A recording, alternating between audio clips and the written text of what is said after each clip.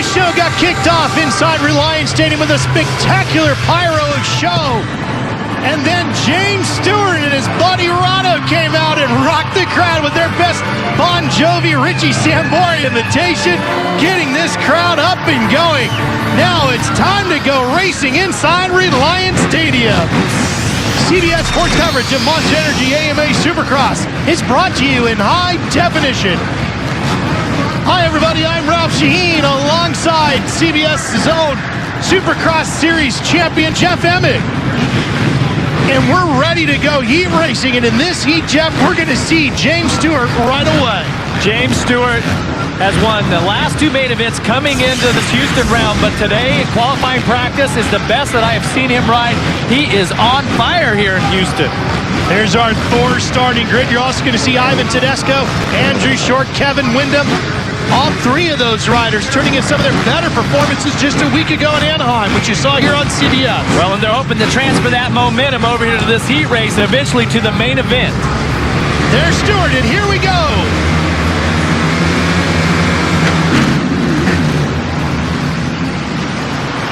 Michael Alessi gets the wall shot in a big crash. Andrew Short is down.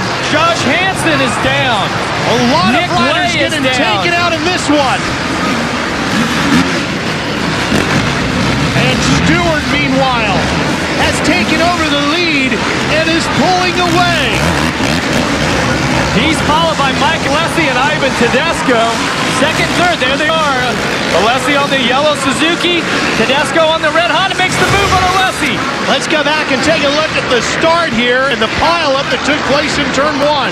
And that's because this is a very short start. Look how it funnels in. Alessi has the line, and you see them catching one of those barricades, Jeff, and it just stacked up all the way. That rider actually went into Stewart, and Stewart was able to muscle him off of his body, and that shut the guy into the tough block, and then the carnage began. Well, that's why these athletes train like they do. These riders in Supercross are world-class athletes. Cardio, strength training, all of that at the top of the charts. I will put these guys up against anyone. And James Stewart, one of the best conditioned athletes of the bunch. There's Mike Alessi. Talked to Mike earlier today. He too had one of his best finishes just a week ago in Anaheim. Picked up a couple of more heat race positions as he had earlier in the season. Finished a little higher up in the main than he had earlier in the season. Told me I'm feeling better, getting stronger each and every week. Here's the pass per second. Look at Ivan Tedesco.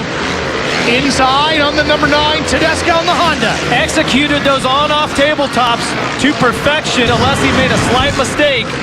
Gave up second. No mistakes all day long from James Stewart. Jeff, you and I watched him. Well, that might have been the first one right there, getting hung up on that tough block.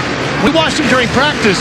Some of the best riding we've seen out of James Stewart all season so far. Well, and that's interesting because he was leading Anaheim 1 and had the mistake, and he went down while he was leading the main. He won the next two main events, but we've all commented that it didn't look like James Stewart was as comfortable and attacking the track like he has in the past, but yet he's still winning the main.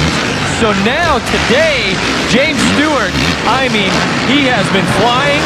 It looks like they've really got the bike sorted out, and this is the most comfortable that I've seen him look since he's made the switch to Yamaha. Could it have anything to do with the rock and roll beginning to the show tonight? Well, James Stewart is definitely loose. He's smiling, and he's very confident here, winning a couple main events. You know, that's what's been so impressive is that he has even said that, hey, you know, we're still working on the bike, and that's what champions have to do, and that's the job of the race team. But as they're trying to progress and make things better, he still had the ability to win, and that just, oh, look at Stewart. Massive jump over the Dragon's back. That's why Stewart's down in the 49-second lap time range. He's been the only rider today that's been in the 48 seconds. And I'm telling you, Stewart is feeling the flow here halfway through the first heat.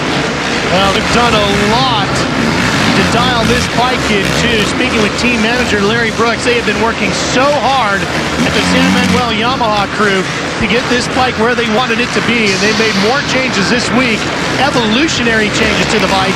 And let's show you, Jeff, just how fast he was through this section. Well, here's Stewart. This is across the on-off tabletops, and look at him.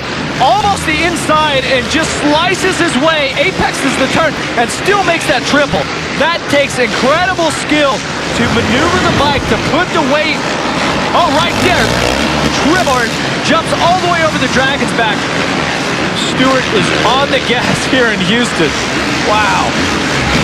Working his way through the heat race here tonight. And those names you see across the top on our Suzuki scoring monitor at the top in green are the riders that hold the top 9 positions, which will transfer them straight to the main.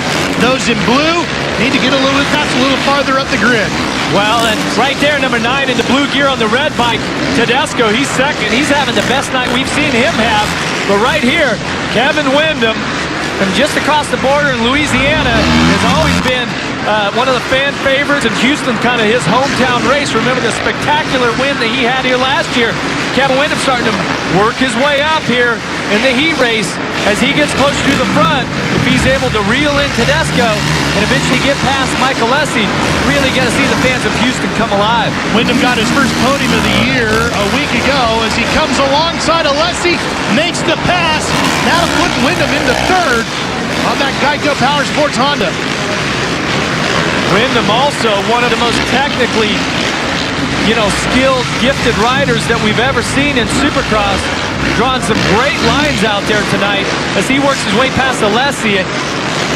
Our fans here got to realize that Alessi, he had some injury over the offseason, and he's been trying to race himself into shape, which of course he's racing against the best motocross, supercross, dirt bike riders in the world. Okay, so Alessi doing a great job here, even though he gave up a position and still running in fourth.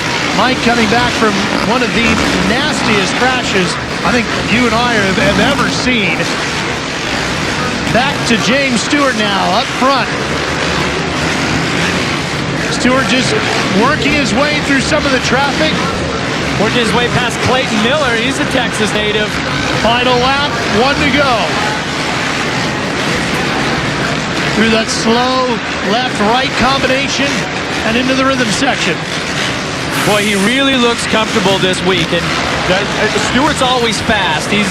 I've never said, whoa, what a whip. We've never said that James Stewart is slow, okay? The difference is with James Stewart, he knows he can run the pace no matter what the pace is going to be. The question is, does he run it comfortable and safe, or does he run it uncomfortable and risky? He's always going to be as fast as anyone out there, though. Starting to salute the fans, and I talked to James about that very issue earlier today, that Chad Reed had run 2 seconds a lap faster than James did at the end of the Anaheim race as he comes to the checkered flag. And I said, James, as he takes the win, I said, James, could you run that pace? He said, if that's the pace I had to run, I could do it. Whatever that pace is, that's how fast I will go.